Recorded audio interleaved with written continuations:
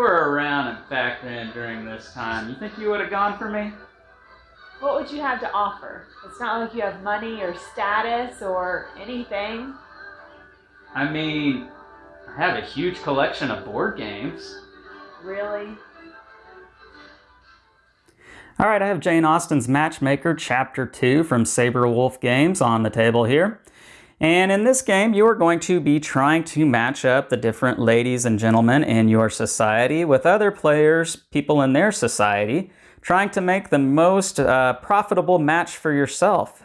And how this works, on your turn, you're going to make sure that you always have at least 4 people in your society. Now, you can have more of one gender than the other, but you always have to have at least one of each kind in your society. So you can have 3 ladies and 1 gentleman, or 3 gentlemen and 1 lady, but again, you always have to have at least 1 of each. Now, after you make sure that you have at least 4, you are then going to flip over anyone that might be turned face down, and we'll come back to why you might have somebody in your society that's face down, but at that time you would flip them over and make sure everybody is face up. After having done those 2 things, you are going to make the biggest choice on your turn, and that is whether you want to propose a match or, secondly, play a host card. Now you have to do one or the other, you can't do both.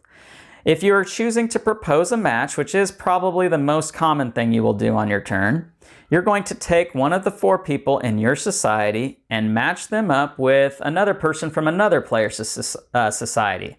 Now, you always have to match up ladies with gentlemen, and you can never match up 2 people that have the same last name. So, for instance, Anne Elliot and Mr. William Elliot can never match up because they're related, and that's gross. So you have to match up people who have different last names. So I might take Anne Elliot here and match them up with this player's Mr. Frank Churchill. And when you do this, the other player who you are proposing a match to is going to decide whether they want to accept the match or decline the match. Now let's say they accept the match, and what would happen in that case is both players are going to roll one of these dice. And it doesn't matter which one you roll, they're exactly the same, have all the same sides. But whatever icon you roll, let's say I rolled the rank here, that's what this icon means, I'm going to look at that character's value in that icon. And so for Mr. Frank Churchill, it's a 3, which means I would gain 3 prestige points from the prestige points that are available. And whatever they rolled, let's say they rolled the heart here, which is virtue, they are going to gain however many points my character has in that specific rating. And so in this case, it's 5, which is the most it can be. 5 is the highest, 1 is the lowest. And so that did not work out for me because I only got 3, whereas the other player got 5. They got more than I got. Not good. Now, if you ever roll the question mark, you're going to look at your character. So let's say it's the other player who rolled the question mark. You're going to look at that character's preference. And so Mr. Frank Churchill, he prefers charm more than anything. And then you would look at the other character that's involved in the match, and their charm would tell you how many victory points you would get. So in this case, 4. Again, you want to try and match up people that are going to possibly give you lots of points where you are not going to give them as many points. That's the kind of the idea in this game. Always match up with someone who's better than you.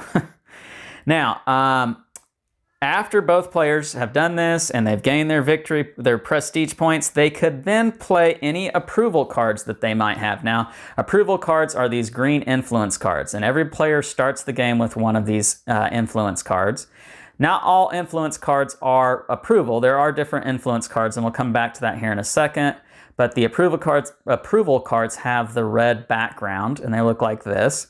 And they're essentially going to tell you that you can gain additional prestige equal to a certain type of trait. And so, for instance, this one is the house icon, which is rank. And I could play this, and I would gain whatever prestige is to that player's rank. And so Mr. Frank Churchill has a prestige of 3 in rank, so I could gain 3 more points in addition to whatever I rolled up here. And that's how that works. Now, after the match is accepted, both of these cards are going to be discarded. They're removed from the rest of the game, and both players are going to draw new influence cards. Now that's only if the match is accepted. If the match is declined, then what's going to happen is you're going to roll the dice again, and you're going to lose prestige points based off of what you rolled. So again, going off of the rank that I rolled, I would lose 3 prestige points. And again, the question mark works the same way, looking at this character's preference, and it goes back over here to charm, so that would be 4. They would lose 4, I would lose 3. Both characters would then remain in the game because they didn't get matched up, so they would just go back to the player society, and the player who declined, so this case the player who had Mr. Frank Churchill, only they would get an influence card. And that's how that works. So again, proposing a match, the other player involved in the match would decline or accept, and you would gain victory points or lose victory points based on what they chose. The other thing you could do on your turn, if you do not want to propose a match, you could play a host card. Now, host cards are, again, they come from the influence deck. This is the other kind of card you might gain from the influence deck, and they have green backings, and they say host on them. And essentially what you're going to be doing is you're going to be exchanging one of the characters in your society with another player's character from their society. And so I might want to exchange, let's say, in this case it doesn't matter because this card is all about charm, because I'm going to gain prestige equal to that player's charm, and all mine happen to be 4s, so they're all equal. So let's just say I get rid of Mr. William Elliot, who's a 4, and I would want to find somebody who had higher charm. And so in this case, let's go back to Mr. Frank Churchill, because he is a 5. And I would take this player, and they would take this character. Now, I just did gentleman to gentleman. It doesn't have to be that way. I could have taken a lady. And I would gain prestige to that new character's charm, in this case 5, whereas the other player is only going to gain 4. Now, both of these cards are going to be turned upside down and put into your society. And that's how cards might end up face down. And the reason they're face down is because now no one can touch this card. No one can play another host card to try to take this away from me until it comes back around to my turn again and I flip him over, and now he's available for the taking. Also, when they're face down, no one can propose a match to try and match up this person because he's not really available until my next turn. That's pretty much how that works. Play will continue until all of the prestige points are taken, in which case the game will end immediately, or when one of these decks is depleted, and then the game will end immediately. Whoever has the most prestige points is the winner, and that is how you play Jane Austen's Matchmaker Chapter 2. All right, so here's Sam and I doing a 2-player playthrough of Jane Austen Matchmaker. And right now we're going to share our thoughts on this game. Sam, what did you think about this? Well, honestly, the first time Lance showed me this, it did not interest me. I am not a big Jane Austen reader. I don't watch those types of movies typically, so it just wasn't something I thought I would be interested in. And it sounded a little complicated when he first explained it. But honestly, by the end, I really did enjoy the game. I thought it was very unique. I liked... the matchmaking concept, getting the points. I really liked, stealing cards from the other person. At one point I was able to take a pretty big card away from Lance. And, yeah, I think you took Mr. Darcy. Yeah. And make a better match for myself. So it was a really good game, and it was a lot easier to understand. It was fairly quick as well. Mm-hmm. Yeah. Now, if you all out there were thinking that, well, if Sam's not the Jane Austen fan, then is Lance? No, not really. We are not very, cultured. I don't know. I have seen a few of these kinds of movies, the Jane Austen movies, Pride and Prejudice. But I would not say that that's really my... But, knowing who the characters are is not going to give you a foot up, necessarily. No, you don't have to know the theme or the subject matter to really do well in this game. Now, that being said, there are rules in the rule book that you can play by that if you do know the subject matter, if you do know the books, then you want to try to match up certain characters that are from the same novels, and that sort of thing, because it gives you more points. It works out better for you. But those rules are optional. Now, if you are somebody who knows the subject matter, I would see this being a game that you could really get into. If you know who these characters are, if you know their stories, I could see this being a game that you would just kind of revel in.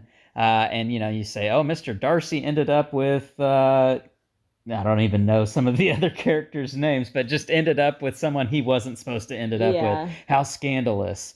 Or, something along those lines. You could kind of have a lot of fun with that, and just the different ways this game can play out.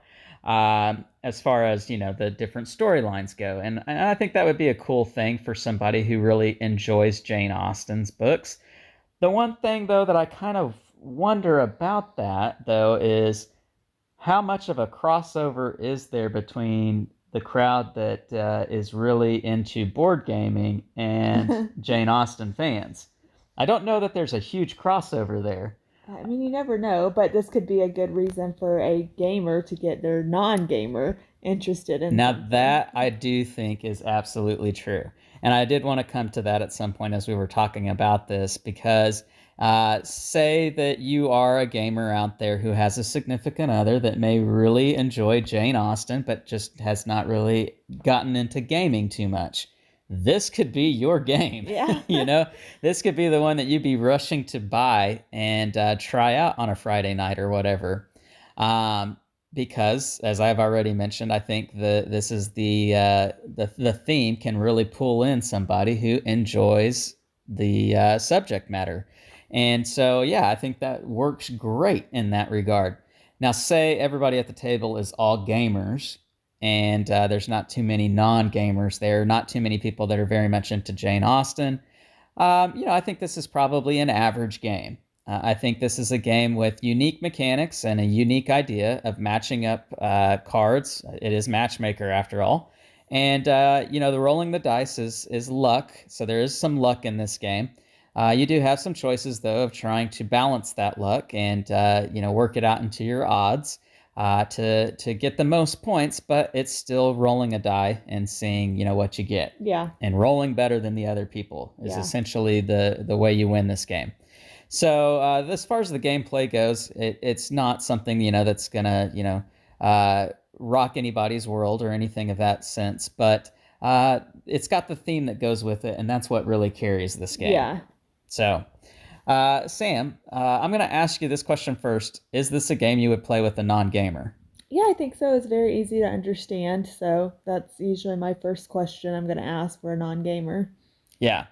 The rules are not complicated. No. And you don't have very many choices throughout the whole entire thing. I mean, each turn you're basically choosing either to pair up one of your cards with someone else's, or playing one of those special cards that lets you do, stealing somebody else's, person and that sort of thing. On that note, real quick, did that ever really rub you the wrong way? Was that something that you kind of got frustrated with, that I could steal one of your people every now and then? No, I mean, I was better at that part, I think, so. Yes, you definitely were. Maybe if we had done it more, but no, in general, I don't think so. Okay, yeah. Okay, so let's go ahead and move from that then to our ratings for this game. Scale of 1 to 10, love to hate. Sam, what do you give this game? I'd probably give it a 7.3. 7.3, okay. That's pretty high. Yeah, I mean, it was a fun little game. I enjoyed it. Okay. I'm going to give this game a 6.7. And mostly that's because, I'm coming at it from a gamer perspective. This is kind of a luck-dependent game, and that's always going to carry with it the feelings of, well, I couldn't have really changed the outcome of how it worked out for me, because it was just a roll of dice. Now, that being said, you could make better choices in choosing who you're going to pair up with, and trying to maximize your points in that regard. However, even with that, you are at the mercy of the other player agreeing with you, because if they decline, well, then you're going to get negative points. And so there is that factor that goes into it. All that being said, as we've already mentioned, I think this works well with the theme. it's very thematic. You know, you're matching up people. Yeah, And which typically is not my type of game. I don't tend to care too much for themes, but I did enjoy this one. yeah. All right, well, there you guys have it. Pretty good reviews from the non-gamer here for this one, Jane Austen Matchmaker. Make sure to like and subscribe and push that bell button so you get notifications of our new content. All right, I'm Lance. I'm Sam. And we are Love to Hate, where we try to bridge the gap between gamers and non-gamers. We'll catch you next time.